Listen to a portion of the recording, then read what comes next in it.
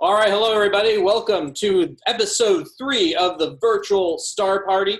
My name is Derek Demeter. I'm the Planetarium Director at Emil Buehler Planetarium. Here we have Frank, the engineer. Frank, our telescope operator extraordinaire. We have Reporting for Justin duty. Cirillo, our commander and communications officer, ready at the helm. And we have a special guest, Carl Sagan's ghost has appeared. And he likes to take the name of Michael McConville. Is that right, Mike? That is correct. Okay, great. So thank you all for joining us this evening. And we're going to go ahead and start the Facebook Live right now. We're going to go ahead and go live on Facebook. All right. And we're waiting for that to start up. And we can go ahead and begin. We're going to probably do one more introduction for those that are joining us on Facebook Live here. So here we go. All right. So welcome, everybody. If you are joining us on Facebook Live, my name is Derek Demeter, Planetarium Director, and we have our engineer, Frank. Good evening. I'm giving her all he got. All right. Excellent. And we have our commander, Justin. Justin is at the helm. He's going to be answering, giving us all the questions, and we'll be answering them for you. And we also have a special guest this evening. We have Carl Sagan's ghost. Yes, Carl Sagan's ghost is here, also known as Michael McConville. Thank you, Mike, for joining us tonight. I know you're a very big fan. It's nice to be back in Central Florida virtually this evening, so looking forward to having a good time. You know, the fact that, we've been having to be stuck in our houses for so long, this is an opportunity for us to collaborate. And how is it still, you're up in Pennsylvania now, right, Mike? Is that where just outside of Philadelphia. I work for a planetarium company called Spitz. We make projection domes and projectors and things of that sort, and we're kind of the educators planetarium. But it's nice during these times, kind of the off times, to be able to do something fun like this and like you said, collaborate and talk and have a good time. All right, that's what we're here for tonight. So Frank, being at your can you show us real quick your setup for those that are for joining us for the first time of this virtual star party? What we're kind of doing is we're actually utilizing a telescope equipment, and right now we are imaging a star cluster called M35. It appears we are. No, we're trying to. Give me 30 seconds. 30 seconds. All right.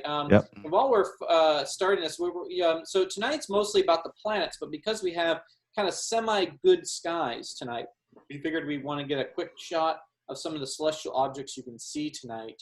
And but again, tonight's all about planets, and I'm sure all of us like to observe the planets. Some really cool stuff up there in the sky right now, both in the evening and in the morning. So let's go around here. What's our favorite planet? So we'll start with Frank. What's your favorite planet to look at in the sky? I got a soft spot. I got a soft spot for Jupiter for sure. Jupiter. Why Jupiter?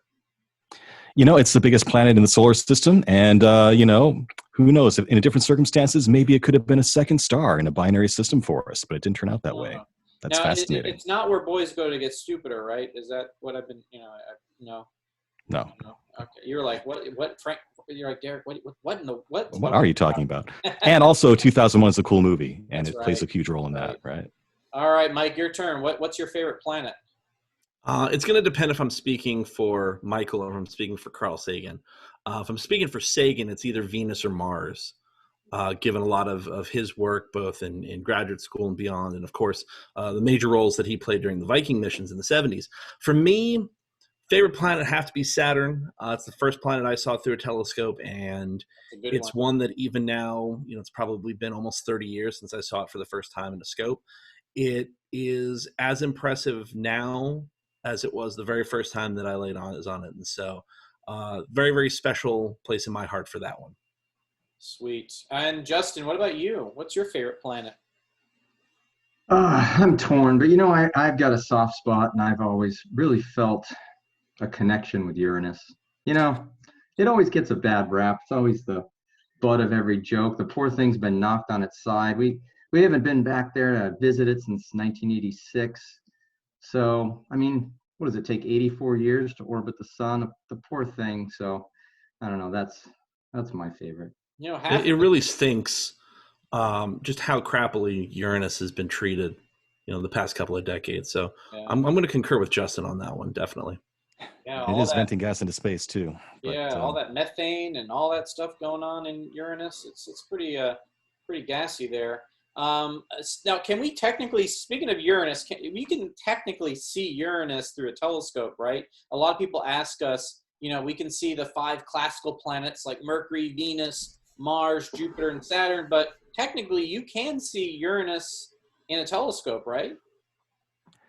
Absolutely, yeah. It's beautiful in a telescope, actually. It has this really gorgeous shade of like greenish blue, and you can resolve it as sort of a disk. So it's not just a point of light. Like, it really looks like a planet. It's quite pretty. Yeah, and at times when Uranus is closest to Earth, it's opposition every year. It peaks up just enough in magnitude where if you're at a really dark site, you know exactly where to look, you could theoretically see Uranus. Uh-oh. Did we lose? Are we losing just our Mike? charts There it far is. before. What's I that? lost you for a second there, Mike. Oh. You're going into a black hole there. Into the black hole. Fast. That light can't keep up with you. Exactly. But we know for a fact that Uranus was actually plotted on star charts many, many years before it was officially discovered back in the 18th century. So, when it's a star bright, it's the movement that eventually gave it away. Nice. And it had that really cool name, original, George. Yeah, George. Yeah, named after King George. I had a chance to visit William Herschel and Carolyn Herschel's home in Bath, United Kingdom. And it's so crazy to see that this guy and this lady set up a telescope out in their little garden in the back. Now, keep in mind, you're in the UK. The ecliptic, which basically is the path the planets travel across the sky, was much lower. So you could get a really nice view of the planets and not have to be stretching up way up at the top of the sky. So I could imagine that, but still, it's just crazy that these people discovered Uranus just in their back patio. So it's pretty cool. Now, as far as my favorite planet, I got to go with Mars because that's our next destination in space. And we talked about that last night with our fellow Ken Brandt, and we got some really cool stuff in store. And we're actually going to be able to look at Mars. We're going to be able to look at Saturn and Jupiter. And of course Venus, not Uranus, unfortunately, Justin, I'm sorry, but maybe next time we'll be able to look at Uranus. But now, unfortunately, with the clouds right now, we had to do a little bit of homework. So earlier this week, I went ahead and set up one of our telescopes in my backyard and got some video of all these planets. So what we're going to do tonight is we're going to do a couple of things. First one was we're going to go ahead and look at stellarium. And show you the position of these planets in the sky and how you can go outside and look at these planets. If you have a pair of binoculars or a telescope, things like that. And that's something we might even talk about tonight with Mike, because Mike is, I've known the man since, we were 18. So how many years has that been at this point? This year it'll be our 17th anniversary. 17 anniversary. Oh my gosh. I've known you since I was, such a young man, since we were young men, and we have looked through many different telescopes over the years. I remember imaging the very first time of the Orion Nebula with you using the college's 12-inch LX200 telescope. So, and I remember we had it printed on the wall.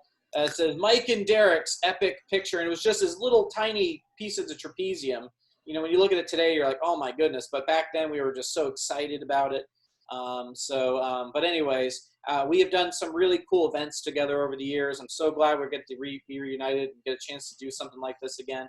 And we're actually going to be doing something next week too. Mike is going to be joining us for a virtual public show Thursday at 7 p.m. Earth's Neighborhood. We're going to be looking at the solar system, touring the solar system. So if you want to learn more about the planets than we are tonight, and you want to join us for that. And we will be looking at Uranus, Justin. So, excellent. and Neptune and Pluto, and of course some other objects. So what we're going to do first is I'm going to go ahead and start sharing my screen here, and we're going to take a look at Stellarium. So Stellarium is a software that you can download for free on your computer at home. So just type in Google Stellarium. And I'm sure we can put a link on that in the comment section of the Facebook Live. But what we're going to do is we're going to look over to the western sky this evening. So you're going to notice a extremely bright object. Now, what I'm going to do here is I'm going to set this to a little bit earlier. Right now, I think we have it set to 9 o'clock. That will be good here. And you're going to notice we're facing directly west now. And a lot of people have been messaging me, and I'm sure all of you guys have been having this experience as well. People have been asking you, what's that really super bright object in the sky over in the west? And you'll see it right up here. That is the planet Venus. So Venus is pretty much the brightest object in the sky at night outside of the moon. Sometimes people think this is a UFO. Some people think that it's an aircraft. And Mike, wasn't your father aircraft? He was an air traffic controller back in the late 70s, early 80s. Yeah. And did he ever have to deal with Venus when he was? I'm certain he did. I know that like Venus is probably the reason for most UFO sightings. Yeah. It's this big bright object on the horizon that seems to be following you and changes colors. You get a particularly turbulent sky, and all of a sudden Venus isn't white anymore. It's blue or red or yellow or whatever other color. Probably freak somebody out if they didn't know what they were looking at. So what we're going to do is we're going to center on Venus. We're going to take a look at that. Now, Stellarium takes a look at the surface detail of Venus. Normally you wouldn't be able to see this. Venus would actually look like kind of a brightish, whitish color to it because of the clouds that are found on Venus. But if you were to take away those clouds, you will see kind of this molten lava-esque type surface, very hot on the surface of Venus, over 800 degrees, very, very, very hot. Definitely not a place where we could go and get away and all that. It definitely would cook coronavirus, right? It definitely would cook coronavirus, that's for sure, but it would also cook us too. So definitely not a place you want to go get away to try to, social distance yourself enough. But what we have here, what I'm going to do here is I'm going to share with you all. If you notice, there's another computer on here called Planetary Video. And what I have here is I have several images that I've taken over the last couple of days of the planets. And what we're going to do is we're going to take a look at it. Now, what I used was a 11-inch Cassegrain telescope, a reflector telescope, and a special planetary camera. So it's a little bit different than kind of the technique that Frank uses where he does multiple stacking. It's when you're doing planetary viewing, especially when you're imaging the planets, you want to take videos, long, fast rate video to get as many frames as possible. And then what we do is we process these planet images by selecting the best frames out of all those frames that we take with the camera. So what I'm going to do here is I'm going to go ahead and share my screen here. And then I'm going to go ahead and bring up the video of Venus here. So, okay, hold on a second. I just realized I need to share my actual desktop, not just the video there. So let me go ahead and share the desktop. All right, so here we are. I'm going to go ahead and bring up this video here. So if you were to look through a telescope, this is pretty much what you would see. You would see essentially a half of the disk of the planet Venus. And again, you notice here, you're not going to see a lot of detail because Venus is completely covered in clouds. But what's really cool about Venus is essentially Venus goes through phases like the moon because it obviously goes around the sun. Different parts of Venus are lit by the sun. And, Mike, you're a big historian guy. Your background's in history. Do you want to talk about Galileo and maybe how he used the phases of Venus as a justification for the heliocentric model that we use obviously today with the solar system? Absolutely. One of the issues with the geocentric theory, so the Ptolemaic theory that had been in place for almost 2,000 years by the time Galileo gets around to using the telescope, is everything in the sky does look and seems to really look like it's going around us. If you don't have any other vantage point, if there's no other reference point to work from, it's a pretty good place to start. But what Galileo is able to see through his telescope is that not only is Venus going through phases, but more importantly, it is going through the entire series of phases. It's going from a very, very large crescent when it's close to the Earth, but also almost directly between us and the sun, to being on the far side of its orbit from us, where it might be very close to the sun in the sky, but almost completely illuminated. If Venus orbited the Earth inside the orbit of the sun, which is what was believed to be the case, we would only see half of that phase series. So in having a full phase series visible, the only simple way of explaining it is that the sun would be in the center of the solar system with Venus, and we'll of course find out later that Mercury goes through the exact same series of phases. But that since it's going through all of these, the sun's in the middle, Venus is orbiting around the sun at a closer distance than our planet, and so we see big crescent all the way through a nearly full phase and then back around. So whether it's on the morning side of the sun where we would see it in the morning here on Earth, or the evening side of the sun where we would see it on the evening here on Earth, we're seeing a full phase series, which Galileo is able to show through his telescopic observations. So again, the only way we get to see all of those phases is if Venus orbits inside of Earth's. That's a great explanation. And, Venus is always seen, as that evening or morning star. What's really cool about Venus is that cultures around the world have seen Venus in a way. Now, Mike and I, you and I wrote a show together called The Fire of Creation, the Maya. And there was this whole history of Venus with the Maya people doing things like Star Wars. This literally Star Wars off of the observation of Venus. So George Lucas wasn't really the only one that came up with Star Wars. It was definitely invented by the Maya. And do you have anything else you maybe want to talk about that as far as Venus's relevance to maybe the culture of the Maya? I mean, not just the Maya, but around the world, there's this, there's a focus on Venus because of its brightness. The fact is that now, if you know where to look, I was able yesterday to see Venus almost an hour prior to sunset. So this is broad daylight. It is by far the brightest object in the sky, but it doesn't get too far away from the sun. At the most, it might be visible in a dark sky for 2 or 3 hours, depending on where you are on the Earth. And so, in a lot of cultures, it was two different objects, a morning star and an evening star.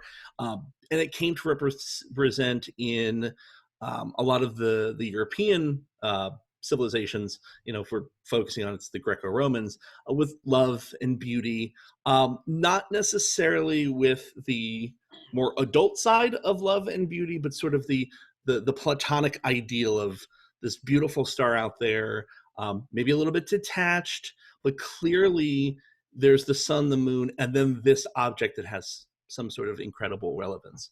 You get to the Mayans, and 1,000 years ago, you have court astronomers, astrologers,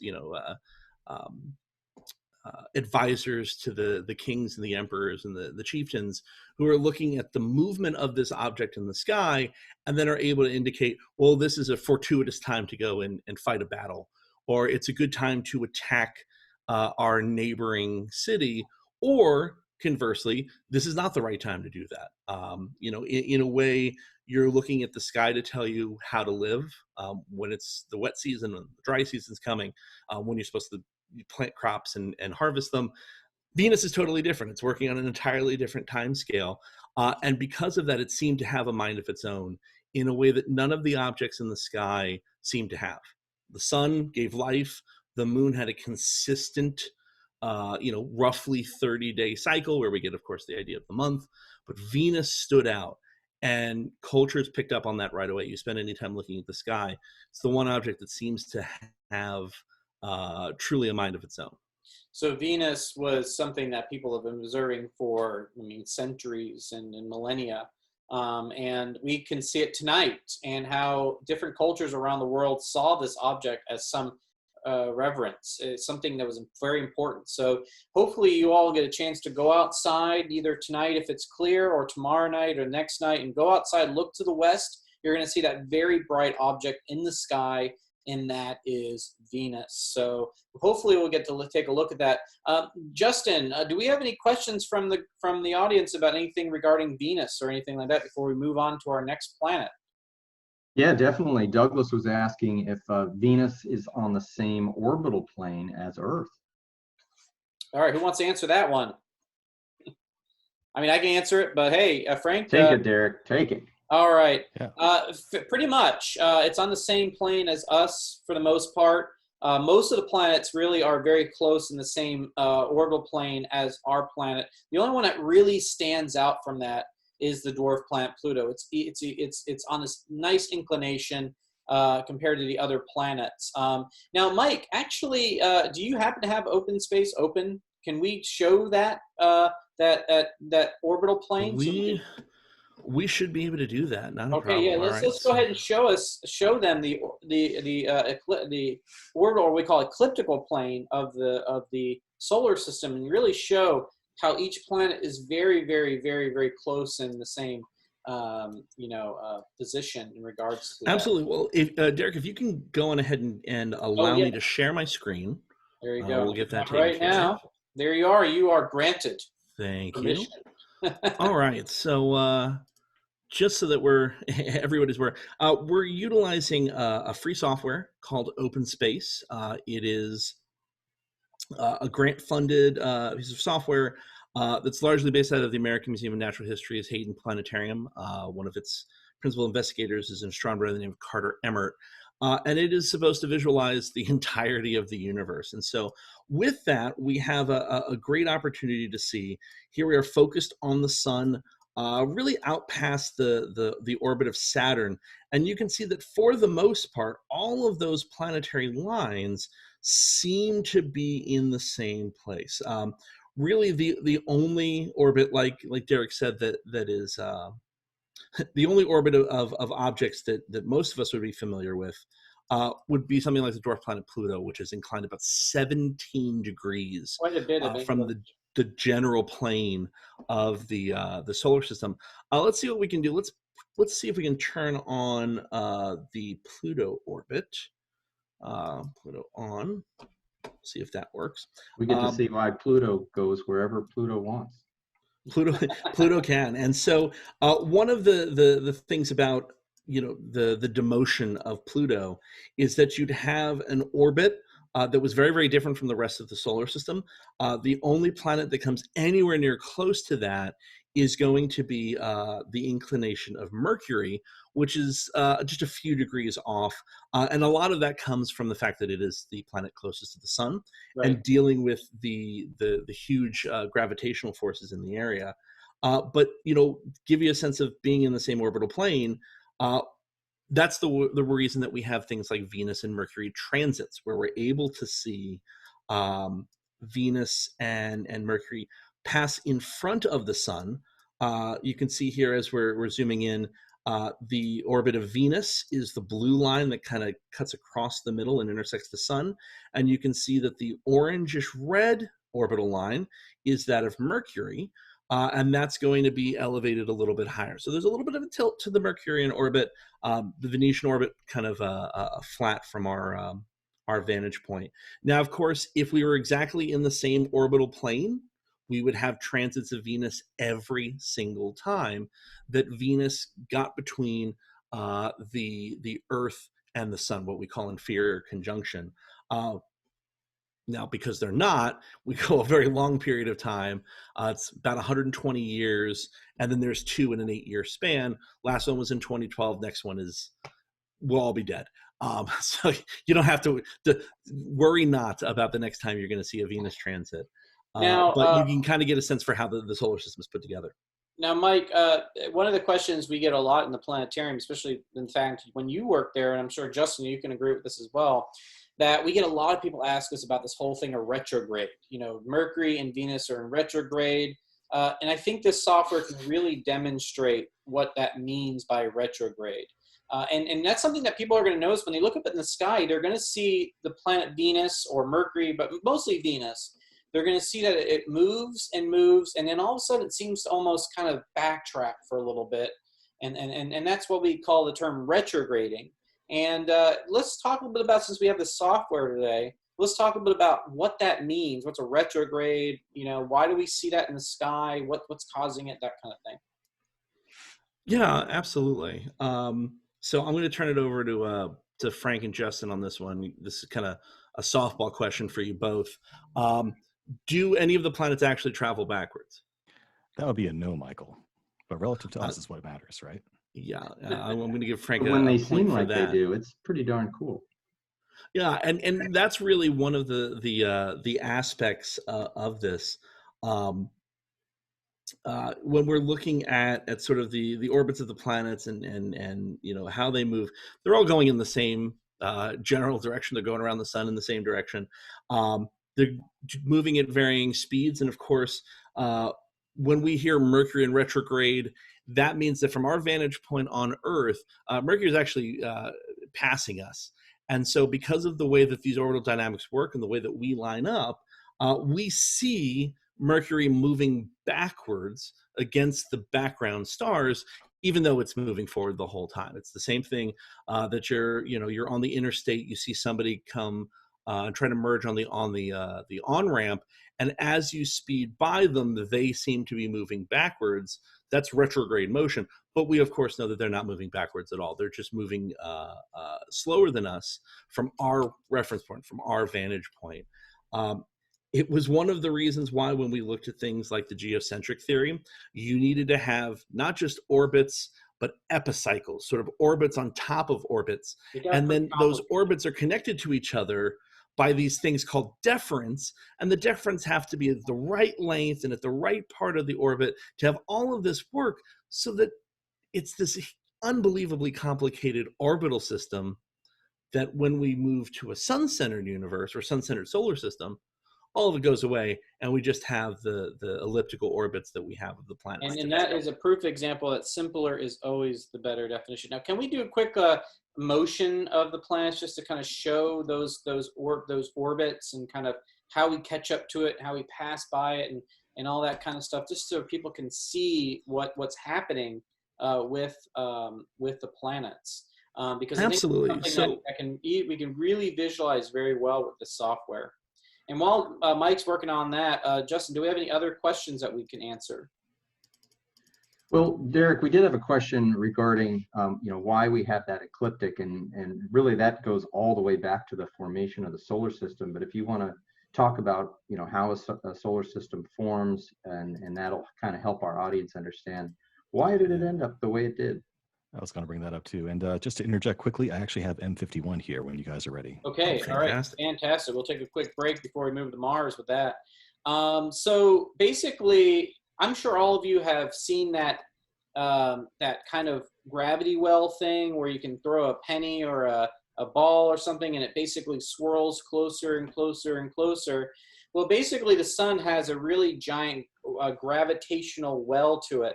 And as material is forming around the sun and starts condensing into basically spheres that eventually will form the planets will basically fall around that well and essentially will be pulled into what we call a gravitational plane. And that's why essentially all the planets are in kind of this really nice plane. Now, in terms of Pluto, we think that possibly Pluto was either collided with another object, or maybe when it was forming, it could have come closer in from further out in the solar system and in fact that it's so far away from the sun, it's not gravitationally bound as strong as the other planets are. So there's a little bit more celestial mechanics to Pluto. But when it comes to the big planets like Jupiter, Saturn, Earth, Mars, all the major planets, they're all gravitationally bound very, very strongly to the sun, and that creates that very unique gravitational well, or that very nice plane that essentially the planets fall around. Another way to think about this is take a hula hoop and stretch some, either some pantyhose or something like that, something that's very, very flexible, and put a very heavy, small ball right in the center, and it will create a dip. And then basically take smaller balls, like maybe ball bearings, and spin it around that, and you'll see that they all kind of fall in a very nice plane shape, that what we see. So that's kind of how the planets kind of all fall in that very nice orbit there. And what you're seeing here, you can see, I believe, Earth is the red one, right? Earth is blue. The blue, okay, because okay, I see it now. I'm sorry, I couldn't see the smaller one, but yeah. So the blue one is Earth, and as we continue to spin the planets around in their orbits, you can see that Earth eventually catches up to Mercury and Venus, and then that's when we see the stop, and then all of a sudden, when the other planets pass by, it begins to retrograde or change its position. So that's again why we're kind of seeing this change in position of the planets as they go around. So that's a really great demonstration of that. All right, so Frank, you said that you had a picture of M35. Is that correct? 51, the Whirlpool 51. Galaxy. Thank you. Yes, M51, the Whirlpool. So let me go ahead and before you show that, let me go ahead and share my screen and show everybody where M51 is. So I'm going to go ahead and zoom back out. All right. Now, M51 is located in the constellation of Ursa Major. So when we look up in the sky, we will see here is the grand famous, what we call asterism, the Big Dipper. We can see the 4 stars in the bowl of the Dipper. We see the 3 stars of the handle. And when we look kind of near the tail or the handle of the Big Dipper, kind of near this star, which is called Alkaid, right over here in this general area is the Whirlpool Galaxy M51. So if you have a telescope and you want to look at it, you want to look towards the north, towards the Big Dipper, towards the handle of the Big Dipper, and over to the side of it, and you will see M51. So let's go ahead and take a look at M51 with the telescope. Yeah, here we have it. So we've been kind of like fighting the clouds here all night. It's not very clear here tonight in Winter Springs at all, but I did manage to get a 30-second shot. What you could see so with your eyeball, yeah, through a visual telescope. This is a spiral galaxy, and this galaxy is actually essentially having a tug of war fight with this other smaller galaxy shape here. It's a really unique spiral galaxy, and it's a really nice one. Very good, nice pinwheel shape. Those spiral arms are coming off of the central region of this galaxy. That's where we find the supermassive black hole. And as that black hole actually turns, it turns everything around it and creates a spiraling effect. So Mike, we've looked at M51 for years. Anything else that you want to share with what you observed about M51? Maybe a good telescope that you recommend to look at M51 in? Well, I think it's a great way of kind of tying the history of observing M51 to something that we'd have today. So Frank's telescope setup. Frank, you've got almost an 8-inch magnetonian. That's right, 190 millimeters, about 8 inches. Yeah, so an 8 to 10-inch telescope today would be an intermediate amateur telescope, especially if it's a reflecting type. But pretty much kind of the average and standard size for an amateur telescope nowadays. From a really dark site, getting your eyes nice and dark adapted, you're going to be able to make out those wisps of spiral arms. M51 is really one of the best placed galaxies in the sky for it. It's completely face on. So what you're seeing is actually 2 different systems. We're not entirely sure how they're interacting because we're not seeing any depth, but we have M51, which is the larger spiral galaxy. And then at the end of one of the spiral arms, we're seeing another system that was interacted with. And so back in the 1800s, there was an astronomer by the name of Lord Rosse who lived in the British Isles, who built one of the largest telescopes in the world, 72 inches in diameter, which is it's enormous. It's an observatory class instrument. And the telescope was so large that he could not move it from side to side. The only thing that he could do was raise it from the horizon to the zenith above his head. So he had to wait for objects to actually rotate into view. As the Earth rotated, the objects would move into view. And his first real drawing of M51 shows this cloud, what he thought to be a nebula, something that was inside the Milky Way, but it had these kind of spiral structures to it that bear a striking resemblance to what Frank was able to do in the total of 30 seconds with a scope that is 64 inches smaller. And of course, we don't even think about that. You want to do some real basic math. The way you compare light gathering power in telescopes is to take the square of the diameter. So that means that Lord Ross's telescope had, for number's sake, 5,184 was the number. You'd get 72 squared. If you divide that by 64, 8 squared, Lord Ross's telescope collected 81 times as much light as Frank's telescope.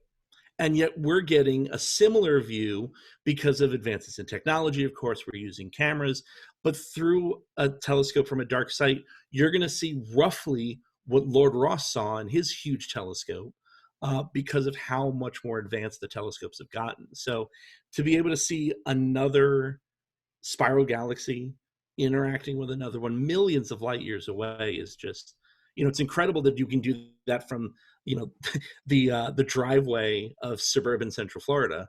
It's incredible. To say nothing of rigger telescope. And this is with, okay seeing conditions. We could imagine if we had better conditions, we could see more detail on that. So. Yeah, there's a big layer of haze going on here right now. And as you can see, there's a big old street light right across from my telescope here too. So despite these less than ideal conditions, with modern technology, you can still see some really cool stuff up there. Yes, definitely. Light pollution is our worst adversary. Now, Frank, have you noticed, because of what's going on with the coronavirus at the moment, obviously things like baseball games and events on weekend stuff, do you notice that maybe the conditions have been better for astronomy, or has it been pretty much the same? When you're out during the day, the sky definitely seems clearer, but at night, I'm not really noticing much of a difference, to be honest with you. There's a lot of, street lights and stuff still. We had a few of our members of the Central Florida Astronomical Society. And by the way, Central Florida Astronomical Society, Frank, can you talk a little about the Central Florida Astronomical Society for anybody that is listening in, might be interested in starting a hobby in this? Absolutely, yeah. Check out cfas.org. That's CFAS for Central Florida Astronomical Society. And we're a group of amateur astronomers here in Central Florida, and we welcome new members. It's a good way to meet fellow enthusiasts and learn more about getting a telescope and how to use it and doing astrophotography. And we also meet once a month, these days virtually, of course, but we have interesting speakers from all around the region about space exploration, space travel, what have you. So great organization. Check it out, cfas.org. Thank you, Frank. Yeah, so what we're hoping to do is also do some scientific research on how the sky conditions have changed because of COVID-19. So it might be interesting to bring that up a little bit. Maybe we might do a virtual star party at some point and invite some people to talk about light pollution and its effects and things like that. All right, so what we're going to do now is we're going to go ahead and take a look at the planets that you can see during the morning sky. So we looked at Venus, which you can see in the evening. So what I'm going to do now is I'm going to go ahead and share my Stellarium screen again. But this time I'm going to go ahead and speed up time. So you have to wake up pretty early to see the planets. So as we get into first off, you're going to notice is you're going to see a beautiful moon up in the sky rising about midnight tonight. But what you're going to notice here is about 3 o'clock in the morning, you'll start to see some brightish stars in the eastern part of the sky. But really the most optimal time to start looking is about 5 o'clock in the morning. And what you're going to notice here, when you go out, if you get outside, go outside about 5:30 in the morning, you're going to see the planets Jupiter, Saturn, and Mars. And the planets are, of course, going to get earlier and earlier. They're going to rise earlier and earlier and earlier as we get into the summer months. So hopefully, when things kind of settle down with what's going on now, maybe we might get an opportunity to go outside and actually do an event where we get to take a look at these. But for right now, though, all we have is we have a chance for us to look at these virtually. But what I'd like you to do, there we go. I went a little bit ahead of time. You can see here, you got to get up early. If you get up really super early, about 6:30 in the morning, you'll see Mercury. But this is a very challenging object because it's so close to the sun. And unfortunately, with my sky conditions here in my neighborhood, I just can't see that low in the horizon. But if you have a very clear eastern horizon, you should be able to see the planet Mercury. Let's go back to, oh, there's the sun. So let's go back to 5:30. So what I'm going to do here now is I'm going to go ahead and we're going to take a look at Mars. And I'm going to go back to our planetary video page, video here. And we're going to go ahead and bring up the video of planet Mars. Now this was taken with, again, that 11-inch telescope. And as you can see here, it's very dim. But one of the things you're going to notice with the video is you're going to see that it almost looks like I'm taking a video of Mars underwater there. And unfortunately, my tracking kind of got a little junky there. But you can see here, Mars kind of almost looks underwater. Now, Frank, being that you and I do astrophotography, can you quickly talk about what's happening with the image there? Why does Mars look like it's underwater there? What you're doing is seeing the atmospheric turbulence between you and Mars there, which is significant. So Mars is just a tiny pinprick of light at this distance. It's actually pretty far away from us right now. And it's so far away that even the tiny little oscillations of it coming through our atmosphere by upper level turbulence is enough to make it wobble like that and make it look like it's kind of like going through jello. That's just the upper atmosphere messing with it, basically. And that's the big problem with observing the planets like this one right now, is because there's a lot of haze and there's a lot of water vapor in the air in the early morning, especially here in Florida. So we don't get as crisp images as we can. The best time to actually view the planets is actually when they're near their highest point in the sky. We call that the meridian. And that's when it's highest in the sky, try to above as much as the atmosphere it can be, and it gives us the most steady and actually clearest image. But we have to work with what we have. This is what we can see right now with the current conditions that it's located in. So that's our red planet Mars. Now, Justin, I'm going to give you a chance to speak a little bit about, because you're the astronaut in our group. I even though I have an astronaut costume on too, but you are the man that knows a lot about space exploration. For those that didn't get a chance to tune in yesterday, can you talk a little bit about kind of what we're going to be doing with Mars in the future? Well, sure, absolutely. I mean, everyone is excited about going to Mars. We always joke that it's the planet of the robots, because that's all that's there right now is a bunch of robots looking for life. And we've had a lot of activity over the years with Spirit and Opportunity, watching their journey.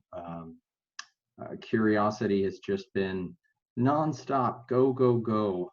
A piece of machinery that was supposed to only last a short window and has gone on for years and years.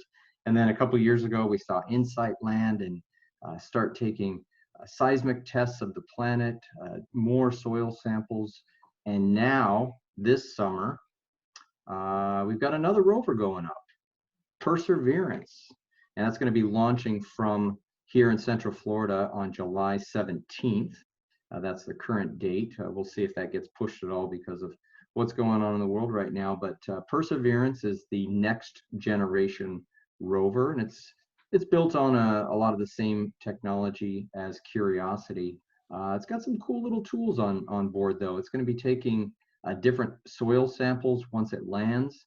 It has also got an amazing new technology, a drone helicopter that'll be able to detach from the rover, survey the crater around it, the Jezero crater where it'll be landing, and just a whole new way for us to look for signs of life, evidence, biosignatures on the planet. So a lot of cool stuff going on. Make sure you tune in for that launch in July, and then I believe February, it's going to be landing, and we'll probably be hosting some live streaming for that event. Yeah, that's great. Yeah, so Mars is a very, very, very exciting planet because it's the most Earth-like one we have. And it's kind of hard to see in the detail here, but I'm going to show you all a little bit later on some of the processed images that I've taken of these videos. But you can kind of see a little here. You can see some of the darker splotches on the surface of Mars. Those are some of the lower basins on Mars, which are thought to be potentially places where water once existed on the surface, liquid water. Sometimes if you have really good sky conditions, you can see the polar ice caps on Mars and things like that. Now, the other thing about Mars is that Mars and Earth do get closer to each other. like with Venus, and we call those oppositions. And just recently, we've experienced a really nice Mars opposition last year, and we're due for another one in a couple of years. So hopefully we'll get a chance to get another view. Unfortunately, the distance of Mars right now is much farther away. Does anybody know on top of their head what the the distance is of Mars at the moment? Frank is on Pretty it. far. Pretty far. Pretty far. I agree. Yeah. Frank is on the Google train right now. How did you know? Yes, I'm looking it up. Hey, it's okay. Google, the almighty Google, will give us. Google's actually failing me on this. It's really? really far though. We know it's nowhere near its closest. Well, point Derek, right while he's looking, we had a question about what if I'm on a different time zone and I want to get up and see the planets in the morning? If I'm in, let's say, Los Angeles, what time should I get up? It really shouldn't matter the time. It's pretty much the time around 5:30 your time. So local time, same local thing time, as you would be here. So because as the Earth is spinning, eventually that part of the Earth, if you're in California, is going to catch up to where the position of the planets are, and it's pretty much the same time as what we would see in Eastern time, but your time would be the same. So yeah, even you might think it might be 2 o'clock in the morning, but it's actually 5:30 your time still. So yeah, so it's local time, 5:30 local time. That's a good point. When we're doing this, we might have actually viewers that are not from Florida watching this. So anytime we mention the times, actually that has to do with your local time. So if we say 5:30, that's going to be 5:30 anywhere, when we see these planets rise in the sky. Right. So 136 million miles. 136 million miles. Yeah. So what was it? It was what, 50 million miles last for the opposition? 50, that sounds about right. Yeah. So we're almost, we're double the distance now. And Mars is very small compared to what it once was back last year when we got really close to the red planet. So it's not as nice of a view as it was before here. So. That 2 years ago, we had the big Mars opposition party and we had the sandstorms. Yes. 2018, yeah. Wow, 2018, yeah. Time is flying. Quite a while. Any other questions about Mars before we move on to our view of Jupiter? I think everyone's ready for Jupiter. It's ready for Jupiter. Kind of an important thing. October of this year is the next Mars opposition. And usually it's every 15 years we get a really great pass. Mm-hmm. 2018 was nice and close. 2003 was probably the closest in human history. 2020 will be really nice. So if you get the opportunity in October to head out to a planetarium, maybe the Buehler Planetarium in Sanford, be a great opportunity to check out Mars. Be about 4 times bigger than what it is right now, which means a lot more surface area and a lot easier to see the details. So right now we are looking at Jupiter. This is so Jupiter, in my opinion, was the better of all 3 because it was highest in the sky. But there's still a lot of seeing issues going on right now. As you can see, that image is very like almost underwater. But one of the things you can notice here is you can see here. We have these, what we call belts and zones. These are different layers of the clouds in the atmosphere of Jupiter. And Jupiter's rotation, you ready for this, is only about 10 hours long. So think of our rotation on Earth, 24 hours it takes for one day. One day on Jupiter is very quick. It's 10 hours. So being that it spins, and it's 1,000 times bigger than Earth, this thing's spinning real fast, and it's generating a lot of turbulence in the atmosphere, a lot of turbulence. And that creates all these micro eddies and all these different other swirls and things like that found in the atmosphere of Jupiter. What we're seeing right here in the image, it's kind of hard. It might be hard to see in the stream here, but again, I have a picture later on. There's actually a shadow casted of one of the moons of Jupiter.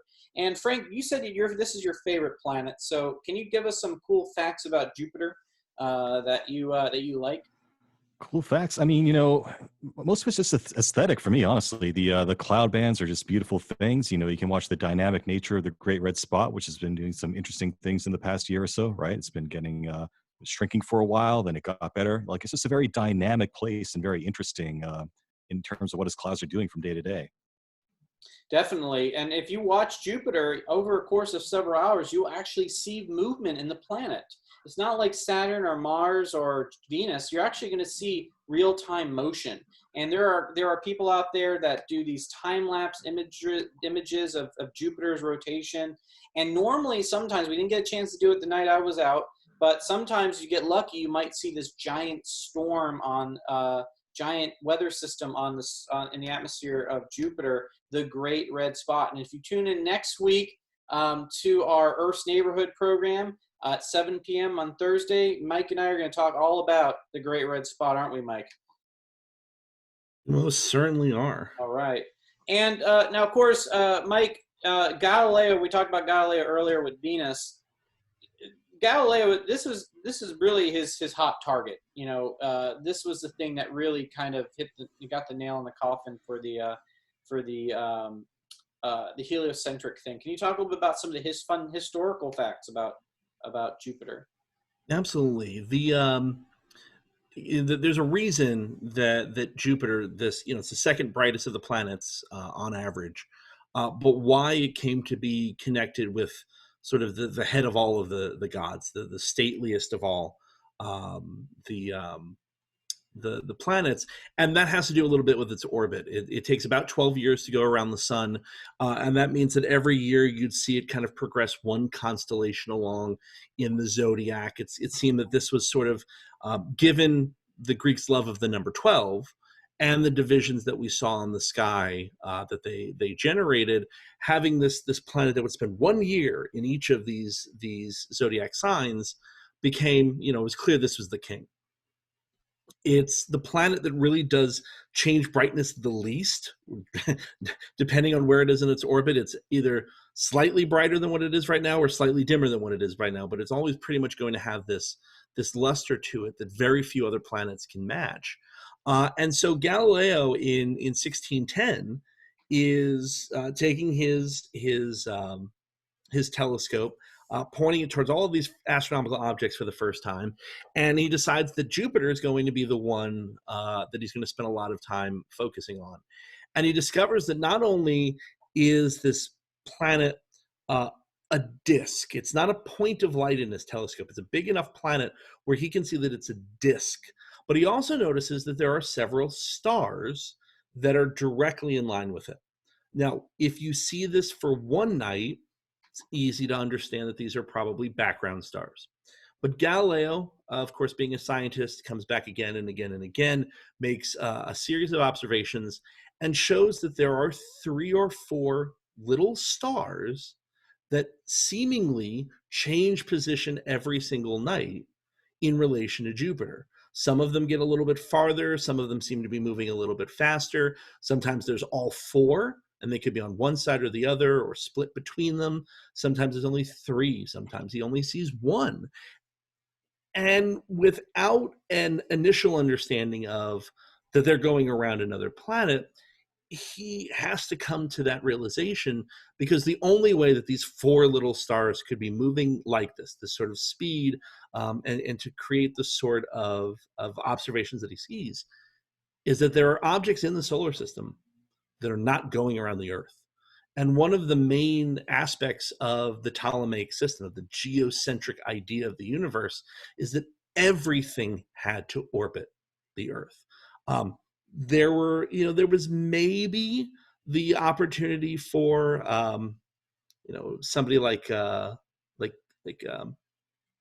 Kepler, for example, who almost got there, said that everything went around the sun, but then everything went around the Earth. So they're going around the sun, and then all of that is going around the Earth as well. Galileo looks at this and says, there are other objects, and probably pretty big ones, given what he's seeing. There are objects going around Jupiter that are Jupiter's on its own. It's its own solar system. And if they're not orbiting around the Earth, why should anything else? So he's taking a scientific observation, he's making a deduction, he's using it as sort of like anecdotal evidence to think, okay, well, if this is wrong, what else could be wrong in the theory? And so you see then in very, very fast succession, the phases of Venus, the cratering and the imperfections on the moon, the fact that he discovered sunspots, one of the first people to see sunspots, likely led a little bit to his blindness later in life. But he saw imperfections and problems with this earlier theory, and to him, clear sign that the only way to reconcile this is to put the sun in the middle, to have objects that can go around other objects, and to really recreate a universe the way that very few people had seen before. Yeah, no, as you can see, Jupiter is quite a spectacular place. We have a mission there, Juno, right now, exploring Jupiter, lurking at the various objects, things like the auroras of Jupiter, the cloud systems of Jupiter, a lot of really interesting things. And right now, we're at a count of 79 moons around Jupiter. So Jupiter is still not, actually, believe it or not, the next planet we're going to look at, Saturn, is actually the king of, or the lord of all the moons. Justin, do we have any questions about Jupiter from our audience? No, not necessarily. We've got a couple random questions about the solar system, but I'll leave those till the end of the show. Okay, great. All right, and if I could interject quickly, I do have the Comet Atlas when you're ready for it. Okay, great. Well, we're going to go ahead and quickly take a look at Saturn. We won't spend too much time on Saturn, but we'll jump to Saturn real quick and take a look at it. So here we have the planet Saturn. Of course, Saturn is famous for its ring system, and Saturn is a beautiful planet to look at through a telescope. When people see a planet in a telescope, they want to look at Saturn, right? Saturn is the one that, you always hear everybody say you have to have a piece of paper on the top of it. They just cannot believe that you can see the rings of Saturn. They cannot believe that you can see the divisions in the rings of Saturn and some of the wispy clouds in the atmosphere of Saturn. In the past several years, we've had a beautiful spacecraft visit Saturn, Cassini. Cassini has done some really amazing science. Justin, you have a recommendation for a really good video on YouTube right now, or something to watch on YouTube about the depth of Cassini, right? Oh, it's actually on Netflix. It's called A Death Dive. Yes, Netflix. To Saturn. And if you've got Netflix, I highly recommend. It's I think about an hour documentary, but it talks about just the fantastic science that Cassini brought back to us on its journey to Saturn, as well as Saturn and its moons, and then the Huygens probe that visited Titan. So just a fantastic documentary. You'll love it. And it's a little bit of a tearjerker too. And of course, Saturn is the lord of the moons, 83 moons right now that have been counted around Saturn. And what's actually been recently approved is the Dragonfly mission that actually is going to head to Titan, which is a very nice, interesting moon. It has an atmosphere primarily made up of, carbon dioxide, nitrogen, methane, a lot of the just similar atmospheric conditions we have on an Earth's atmosphere, but we also find organics in the or stuff that could potentially build life on the surface of Titan. So we're going to have this little drone that's going to fly around and kind of look for pools and things and take readings and try to maybe see what's inside some of that in the surface of Titan. All right, so as you can see here, we have Saturn. We have Jupiter, we have Mars again, but what I'm going to do here is I'm going to go ahead and stop sharing this, and I'm going to quickly go over one more time before we continue on. I'm going to quickly go back to Stellarium and tell you all. So again, look around 5:30 this morning local time, and you're going to see the brightest of all three is Jupiter, and then over to the left of that is Saturn, and to the left of that is Mars. And if I have a really super clear horizon, you will start to see just above the horizon, about 6:30 in the morning, you should see Mercury. Now, Mercury is very, very tiny, a little bit bigger than our moon, so it's going to not really show a lot of surface features, but again, you can still see Mercury. So really, in a way, you can see all the major planets in the sky in one night. So this is a really, really exciting time. There's 5 major planets, and of course the sun and the moon. And actually the 7 days of the week come from those objects. Monday for the moon. Tuesday, anybody know what do you think Tuesday's from? Ruby Tuesday. I'm going to venture guess and say Mars. Mars, yeah, Mars. And then Wednesday is Mercury. Thursday, what do you think Thursday is? How about you, Frank? You have a guess? What Thursday? I think it originates from Thor's day, but I don't know which planet that corresponds to. Right. Well, think of Thor. Think of this: the storms. Think of storms. Your favorite planet? Jupiter. Yes. There you go, Jupiter. Yes. Right. And then Venus for Friday, and of course, last but not least, we have Saturday, Saturday for Saturn. Yes. So again, these objects have inspired our days of the week. So literally, you use astronomy every single day of the week, literally. So kind of a fun thing to think about here. So, all right. So now, Derek, before we go any further, we did have a question about if any of our audience, they want to go out and see this, they're thinking about buying a telescope. You know, maybe they don't want to spend a lot of money, especially in times like these, but what kind of telescope do I need to just kind of see the basics of what we saw tonight? I'm going to let that open up to either Frank or Mike, because Mike, you're not with us all the time, so I want to give you a little bit of the spotlight here too. So. Oh, thank you. Yeah, to see what we've been discussing tonight, you want a telescope probably between 4 and 8 inches. There's a little bit of nuance that goes into it, what type of telescope, and if you spend a lot of money, you'll usually get a better telescope. Astronomy can be a very inexpensive and wonderfully eye-opening hobby. It could also be fifth mortgages and everything in between. But generally speaking, a 6 to 8 inch Dobsonian reflector. It's going to use mirrors instead of lenses. It's going to be very easy to utilize and sort of simple enough to set up and use consistently. Usually between $300 and $500. You'll see rings of Saturn plus divisions in the rings if the atmosphere is steady enough. That's cloud bands on Jupiter. That's the Great Red Spot. That's the 4 moons. That's the shadows of the moon transits.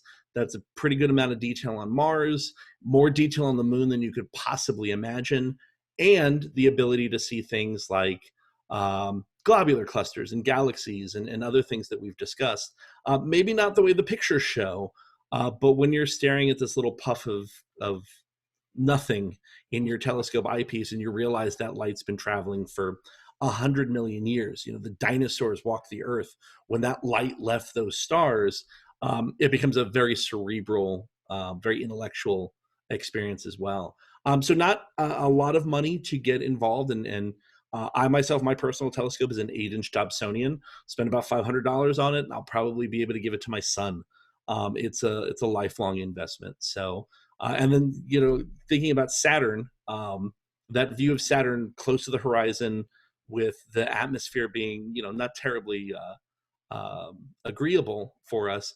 To paraphrase, this will be the family-friendly version of it, but to paraphrase what they say about pizza, is that even a bad view of Saturn's still pretty good, and a great view of Saturn will change your world forever.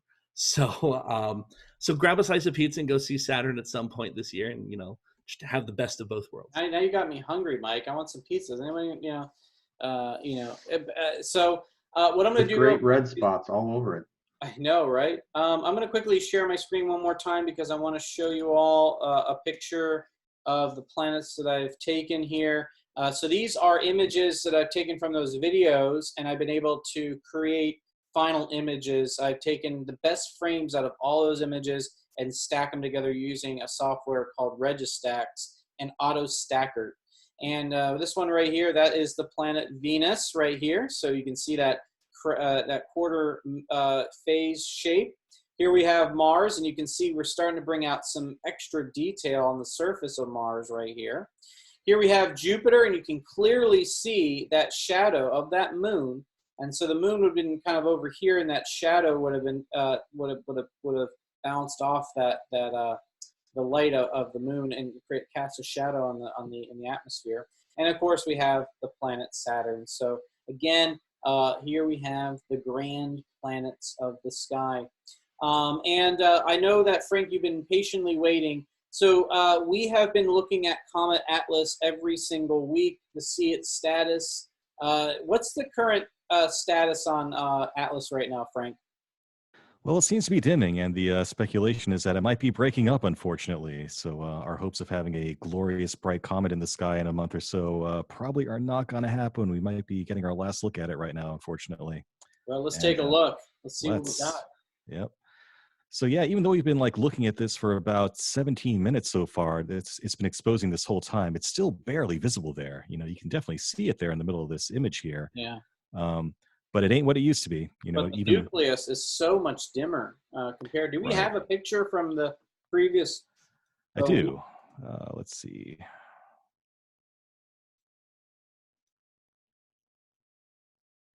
While Frank brings that up, it's something where we're almost a generation removed, almost 25 years removed from the last great comet in the Northern Hemisphere. So for those of you who are old enough to remember, the mid-90s, we had two great comets, Comet Hyakutake in 96. And then the following year in 98 was Comet Hale-Bopp, was probably one of the best comets most of us will ever get to see. But if you went into the 70s and 80s, every couple of years we'd have a naked eye comet, some a little bit more famous than others. And then, of course, the kind of the peak of all of that was 86 and the return of Halley's Comet. And people kind of got disappointed. For those of you who saw Halley's Comet in 86, it was nowhere near what anybody, or at least what the media, had said this great comet would be. And here we are going on almost 25 years, and we haven't had a really bright comet. And you just watch Atlas, and once we started getting reports that the nucleus might be starting to break up, just one of those gut punches to amateur astronomers of just give us one, one good comet, and not be stars, or they were all letdowns. But we're a matter of time. And I know, Mike, you and I we were young enough to remember. I was 10. What was it? 10? About 10 years old.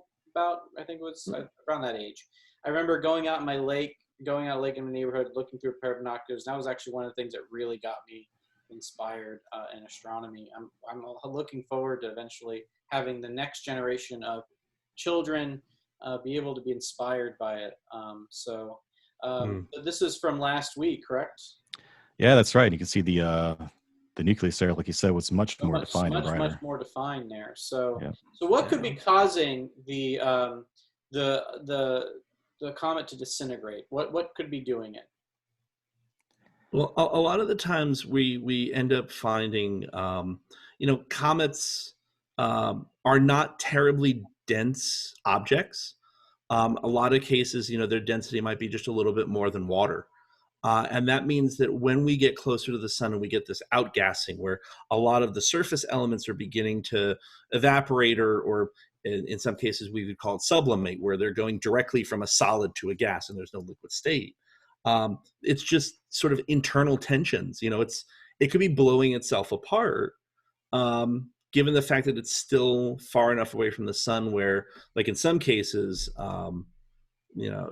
Frank, I think, kind of going back to ones like Comet Ison a couple of years ago, where the sun's gravity can do a number on a comet in a way that very few things can.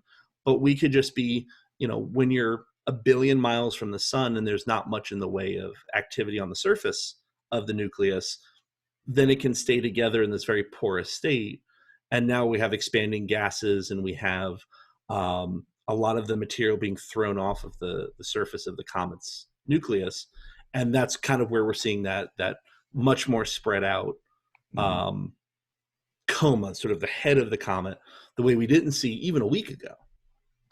Yeah, and it is just more diffuse now, right? I'm not really seeing visible fragmentation or chunks like, a comet being broken up by, going into Jupiter or something like that. So maybe that's happening and we just can't see it. But to me, it just looks like it's getting fuzzier and dimmer, which is consistent. It definitely does not. As it gets closer to the sun, if it were spraying out and more dust was being pushed off of the comet, and you get a bigger tail, you get a bigger, brighter coma. But I believe the mass of this comet is just very small compared to some of the bigger comets, like the ones like Hyakutake or Hale-Bopp Halley that have very large mass, and they can fall around and come back and be bright and all that. But unfortunately, this comet might be a dud. So I guess what we'll do is we'll still watch it next week and the week after. We'll keep watching it. I mean, it's supposed to get the prediction was mid-March, right? Or mid to end March is what the prediction is for the brightness of this comet. So we'll see what happens. Actually, May, end of May is the 23rd, I believe. Okay. If all goes to plan. Okay, so if all goes to plan, May 23rd. So we'll keep watching it and see it, and we'll. And Derek, can you show our audience one more time in Stellarium where they should be looking when the time comes? Yes. So, well, for when the time comes, let me just share my screen here. Oh, go ahead, Frank. You were going to say. I was just going to say, you know, in my Stellarium, it's incredibly optimistic about how bright it's going to be. So we'll see what it shows for you. Yeah, unfortunately, it's not showing for me. Actually, Frank, do you want to show Stellarium then? Because if it's showing on yours, let me try. better. Because unfortunately, this version of Stellarium from Mac doesn't it doesn't seem to be working as efficiently as the one on the Windows machine. Frank, if you can pull that up, that would be good. While he's doing that, Justin, do we have any other questions that we can answer?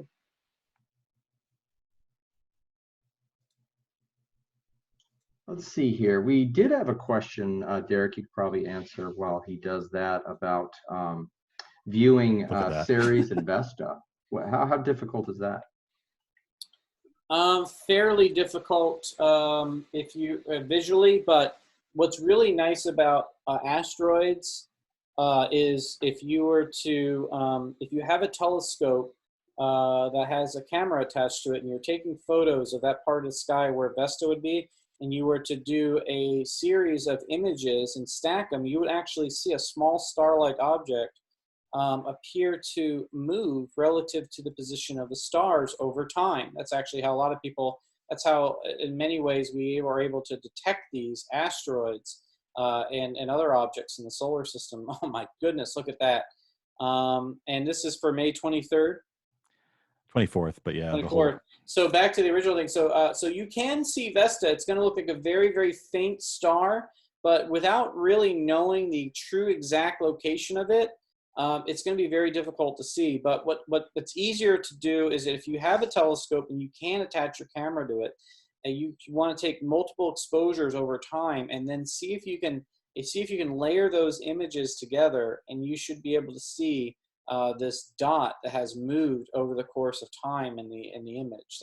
So unfortunately, it's not a very easy target to look at. Mm-hmm.